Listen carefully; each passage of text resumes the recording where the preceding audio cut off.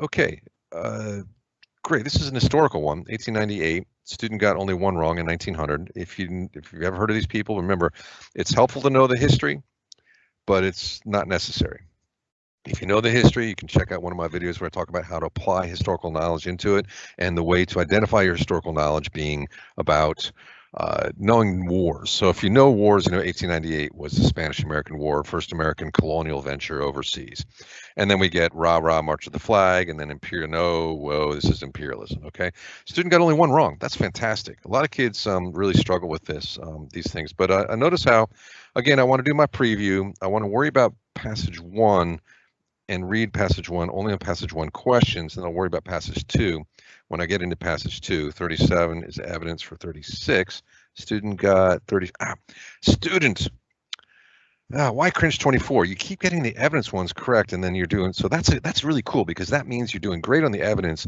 Now you just need to eliminate better given the evidence that you're pretty confident about. So 37 should be C. He to never master, line 79 to 81.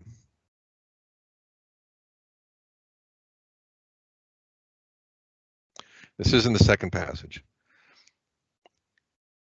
He never made a race of people so low in scale of civilization or intelligence that it would welcome a foreign master. So this is where the author is arguing against imperialism and saying that God made everybody love liberty, and he never made anybody, no race of people, so low in scale of civilization or intelligence that it would welcome a foreign master. So nobody wants to have a foreign master. That's an argument against imperialism, and that's the evidence for what?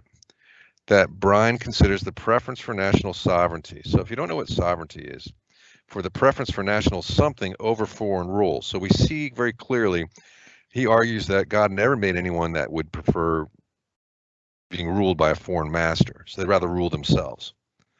So they have a preference for national, let's just say rule. They want to rule themselves. So let's just use the word rule if we don't know what that word means.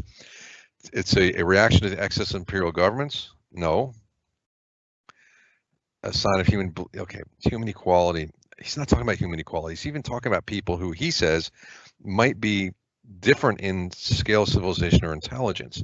This, by the way, is a 20th century language, not 19th century or 21st century. Testament to the effects. No, it's not about the effects because the evidence merely says that God never made someone who didn't want to be ruled by a foreign master. So I've eliminated down to D, so I'm going to trust the elimination, trust my E. But let's see if we can do this without, okay, if we don't know what innate is, we don't know what manifestation is, but a drive in humans for self-rule. Now, notice that I had anticipated the word rule here, even though I didn't know what this word, it was in the question itself. Sovereignty. Sovereignty actually means rule, but we just took national something over foreign rule. So national rule over foreign rule. So we see that rule, we don't need to know sovereignty to know that sovereignty means rule, because the national rule over foreign rule, because we're comparing them. And then they want, and whatever an innate drive is, there's a drive in humans towards self-rule. Since I can't eliminate these, I know this is correct. I'm just going to have to assume this, but I've already eliminated these. So it's not about the excesses. It's not about human equality being widespread. He doesn't mention that in the evidence or in the text, and it's not about the testament to the effects. It's not about that. It's talking about God made people this way. Just so you know, manifest and innate. Manifestation means a demonstration of showing something. Innate means born with. So a manifestation showing it. So yeah, God made people want to rule themselves. Great job on that one. So let's go to the last reading here. This is a student really got kicked around by this one, Life Under the Sun. So now this is the last one. So it could be here problem is just tolerance with the length of this stuff. So be careful if you're running out of steam. Breathe deep, get the oxygen going, right? Move around, squirm a little bit, just shake it off. All right. So we don't want to lose focus and get 1, 2, 3, 4, 5 wrong. No, 2, 4, 5, 6 wrong. So why cringe? I think you probably got tired because you did a really good job in the other ones here, especially that historical passage. All right, I'm not going to do. Well, I guess we should do the preview since we got so many wrong here. So, Life Under the Sun. I don't know. It's self-published, but I haven't had a pure science passage, so I'm going to assume this is pure science, which is research, hypothesis, and testing of ideas. So I'm going to read topic centers before the mention of herbicides. So plowing, people. All right, they plowing. They plow to control weeds, okay? Ecologists in the field can blah, blah, blah. So you see a lot of weeds around. Two ecologists, these dudes, Sauer and Strook, they've asked this question in the 60s. So pay attention to these dates because they tend to go over the chronology of the different understandings and experiments. Then we have more recently, so Hartman and Erglin, they reasoned something that when farmers plow the fields during the day, the buried seeds are briefly exposed to sunlight as the soil is turned over, and this stimulates their germination. I feel this is kind of important. Life under the sun. So, in other words, the seeds germinate when the buried weed seeds are exposed to sunlight. So this is going to be really important. We got Hartman says he was skeptical when he came up with this idea because he assumed that such a simple method of weed control, whatever that is, is plowing at nighttime. So he says, don't expose the weeds to the sun and you won't get them, I guess. Hartman tests this idea by plowing 2 agricultural strips. So he tests the idea now, right? And then this happens. The results were dramatic. 80% of the surface of the field plowed in daylight was covered by weeds, whereas only 2% plowed at night was covered by weeds. That's kind of cool. I guess I'm going to have to do my gardening at night. This method of weed control is currently being used by several farmers in Germany because many of the weed species also invade fields in the world. This method should be successful elsewhere, so this is a call to action. In fact, recent studies, support the idea. All right, so the idea is that you plow at night and you won't get as many weeds. All righty. We're going to preview the questions here, and I'm just going to go through the questions. The student got number 43 wrong. Oh, of course, I got a chart. I hope you got the chart questions right. I really hate the chart questions. Okay, according to the passage, exposure to light allows seeds to what? Now, this is not a paired question, so we have to think it through. This is almost a vocab one here, but according to the passage, all right, so let me get here. According to the passage, what is it saying? Exposure to light. I think it was that part of exposure to light. So we're doing, let me go back and switch these here. I'm going to do the questions on this side. According to the passage, exposure to light. Here we were annotating, so let's go back to here. So they plow the fields during the day, the buried weeds are exposed. So exposure to light stimulates their germination. Whatever germination is, although light, they can induce seed germination. Seed germs grow. Can we get growing seeds germinating, going into, thus the germination of weed seeds would be minimized. In other words, we don't want the seeds to turn into plants. So I think we can pull from here that germination means the seeds growing into plants, and that's exposure to light makes them want to grow more.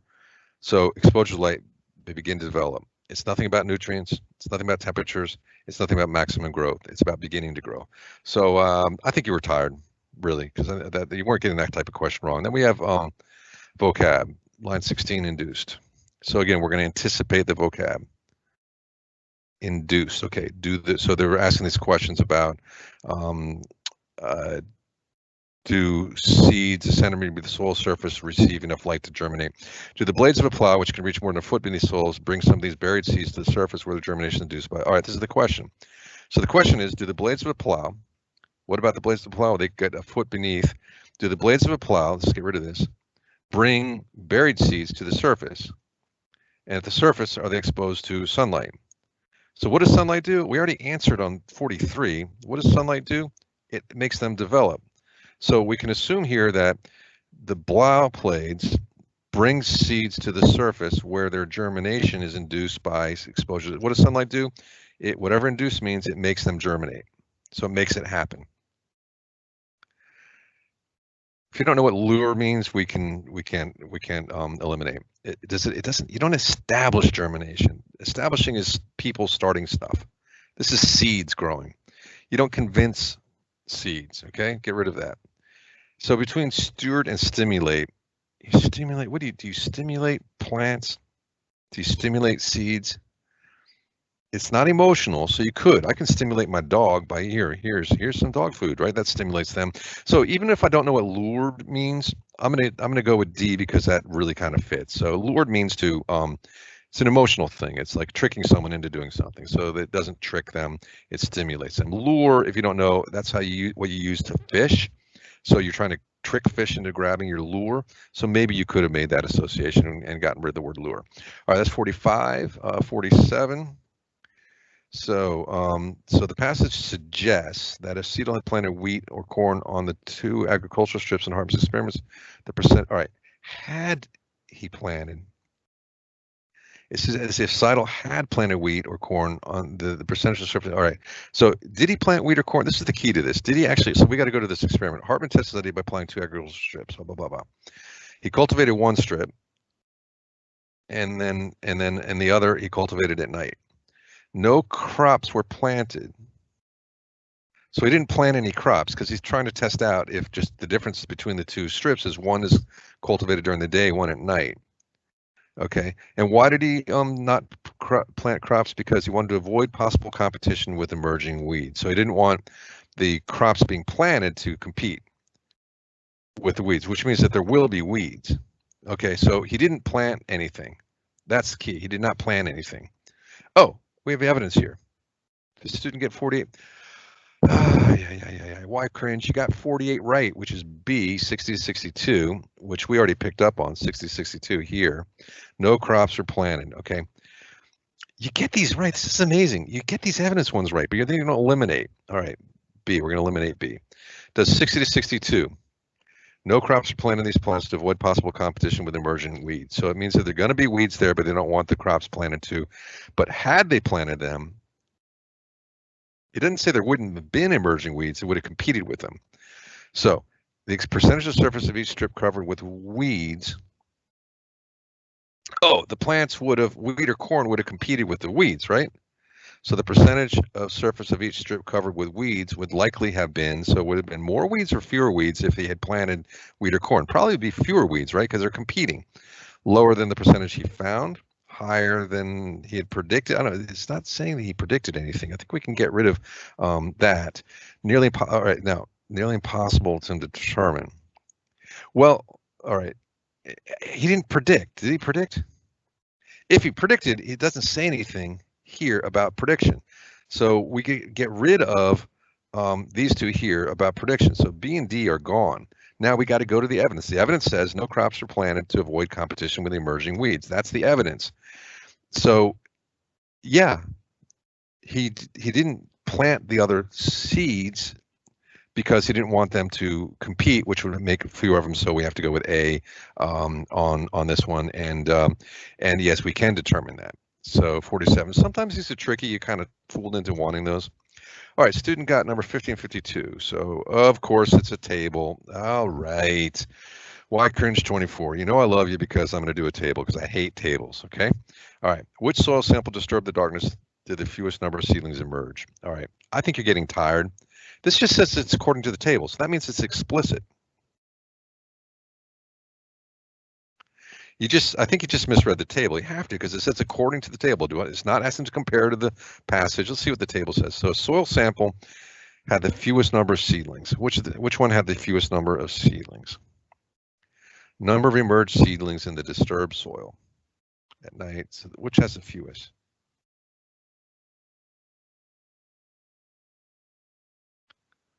Let's go back to it.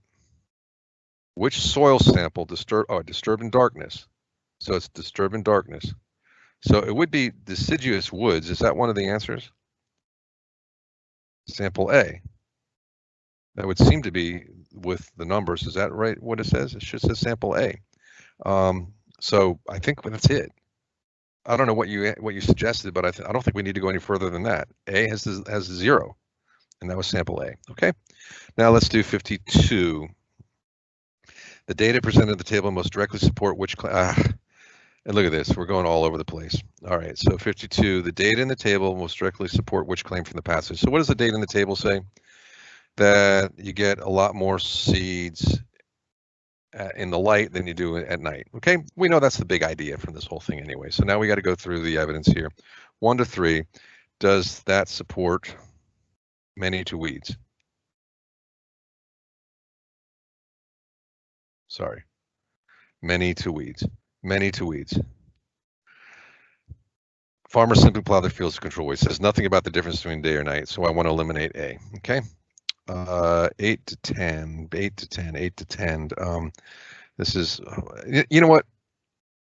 I'm thinking it's not going to be the early ones anyway, because that's just building up the practice. So, but anyway, let's do, this is A. It's not that. 8 to 10. Ecology has shown the farmer's field can have blah, blah, blah, blah. The soil surface. That's B. That says nothing about night or day. Plant to germinate. 10 to 13. Plant to germinate. No, the seeds buried more than 1 centimeter. It says nothing about night or day. It says that when they're below the soil, they don't get light. So they know that light stimulates them. So those are wrong. I'm eliminating down to D. Okay, we're done. Trust the E. Trust the E. Anyway, let's trust but verify the E. Thus to second. Where were we? 38 to 43. Thus, the germination was being minimized to follow simply planted fields at night. Okay, there it is. There's our answer right there. That one's actually pretty straightforward. I think you were tired.